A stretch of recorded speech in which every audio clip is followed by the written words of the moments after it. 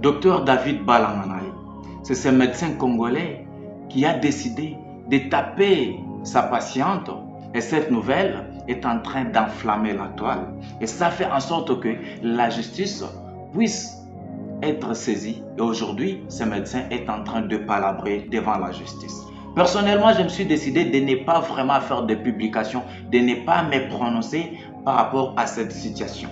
Je me suis décidé tout d'abord de pouvoir garder mon mal en patience pour comprendre exactement ce qui était en train de se passer. Parce que normalement, si on y va dans des conditions normales, on pense que ce n'est pas normal. Ce n'est pas normal qu'un médecin puisse décider de taper une femme qui est en train de donner naissance.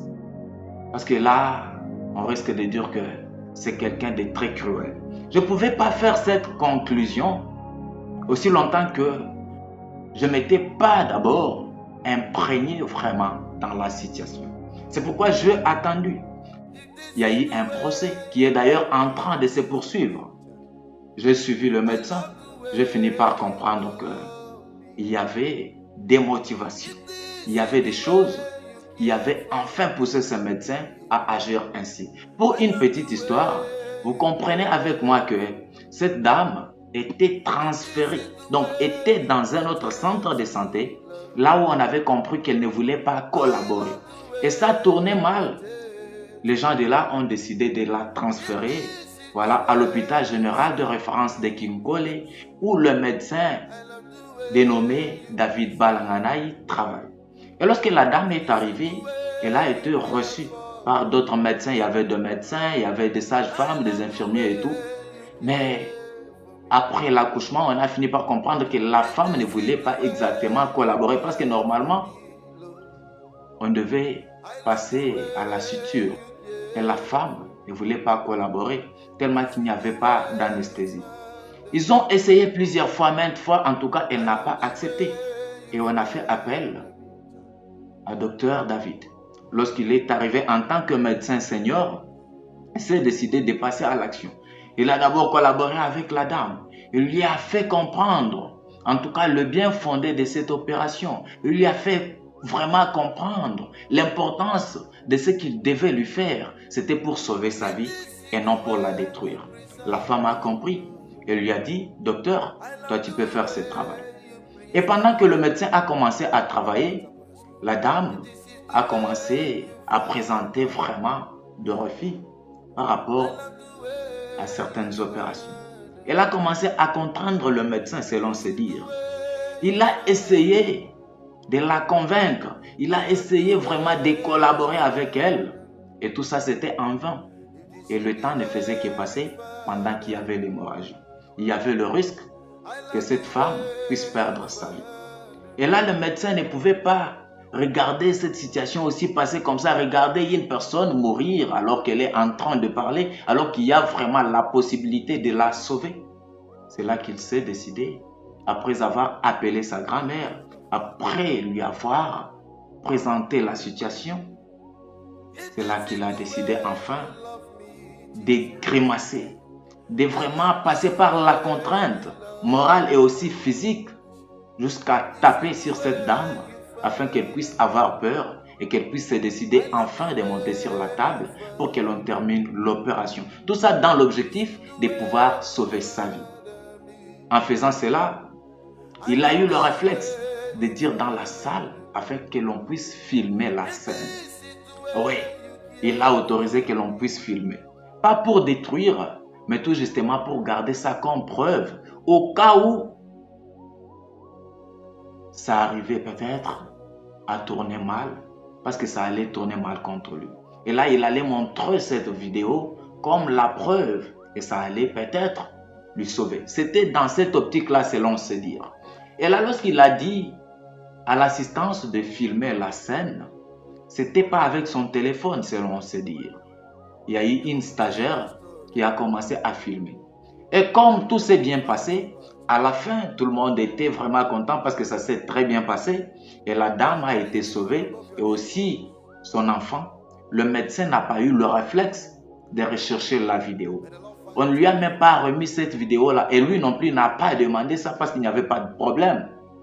Et là, Il ne savait pas que cette vidéo allait lui créer des problèmes jusqu'à le faire palabrer aujourd'hui devant la justice.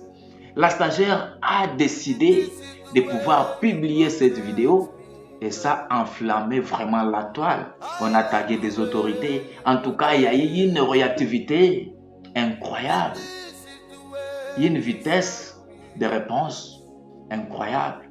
Toutes les autorités étaient saisies et directement on a décidé de pouvoir arrêter le médecin. Et aujourd'hui, il est en train de palabrer.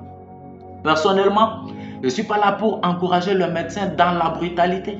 Je ne suis pas là pour l'encourager à faire du mal au patient ou à la patiente. Non, absolument pas.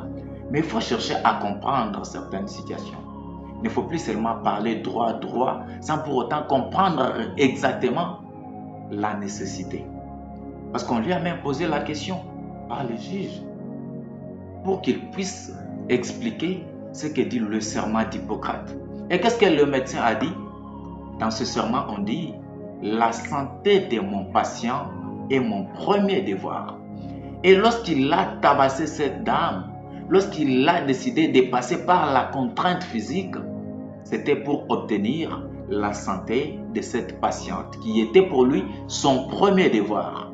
Chose qui était faite parce qu'à la fin de tout, la femme a retrouvé sa santé et son enfant était en bonne santé. Alors il est en train de palabrer aujourd'hui. Il y a une masse populaire, il y a un groupe de gens qui est en train de dire à ce que l'on puisse arrêter ou condamner le médecin. Et il y a un autre groupe de gens qui est en train de demander à ce que le médecin soit innocenté.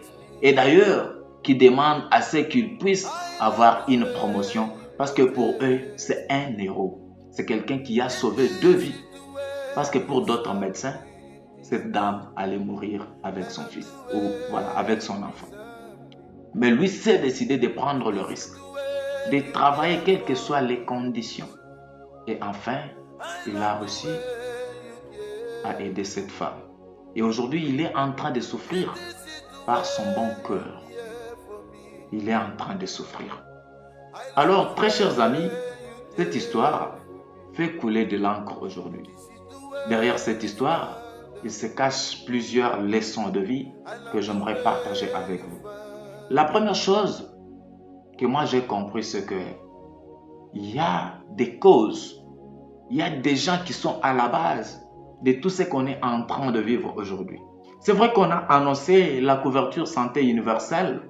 C'était pour limiter drastiquement les taux de décès maternels. Et là, si cette histoire n'est pas accompagnée des actions concrètes, en tout cas, si cette histoire n'est pas accompagnée d'une manière significative, ça risque de créer beaucoup de problèmes dans la société. Parce qu'en instaurant ce système, on devait faire les suivis, on devait fournir des médicaments, on devait fournir des équipements afin que le médecin ou les corps soignants puissent travailler dans des conditions normales. Chose qui n'a pas été faite. Parce que, pour preuve, il n'y avait même pas d'anesthésie dans cet hôpital. Et là, c'était grave. Alors, les mêmes personnes qui n'ont pas accompagné cette vision par des actions concrètes à travers des équipements et de médicaments appropriés sont des mêmes personnes qui ont réagi avec une vitesse incroyable. Oui, c'est vrai, parce qu'il s'agit de la dignité de la personne, la dignité humaine, on doit respecter. Oui, c'est bien vrai, on devait normalement réagir ainsi pour comprendre exactement ce qui se passe. Mais arriver jusqu'à demander une radiation sans pour autant d'abord suivi la version du médecin, ça je trouve vraiment absurde. C'est pas normal. Heureusement, ça n'a pas été fait et il continue toujours à comparaître. On ne sait pas. Qu'est-ce que la justice va décider? On ne sait pas. Il sera innocenté. On ne sait pas. Il sera condamné. On ne sait pas. On ne sait pas exactement. Et là, c'est que moi je me dis, si du moins on pouvait répondre, réagir voilà, aux demandes des corps soignants, des médecins et des autres, voilà, dans n'importe quel genre de service, si on pouvait vraiment réagir avec une telle vitesse face aux mauvaises conditions de travail, en tout cas, ça pouvait changer beaucoup de choses dans plusieurs pays africains. Parce que ce n'est pas seulement en République démocratique du Congo, c'est partout en Afrique. Le secteur de la santé est tellement négligé dans beaucoup de pays africains. Et aussi l'enseignement, je peux anticiper. Et tout ça, ça ne fait que détruire nos pays. Et donc, il est temps peut-être que l'on puisse revenir à la raison. Il est temps peut-être de pouvoir décider de faire différemment, de se décider de changer des choses pour accompagner. C'est là qui rend service à la nation. Et ça peut aider pour que les gens puissent s'épanouir et surtout travailler dans de très bonnes conditions. Au-delà de ça, j'ai compris une chose. La chose que j'ai comprise, c'est que beaucoup de gens ont réagi dans des émotions.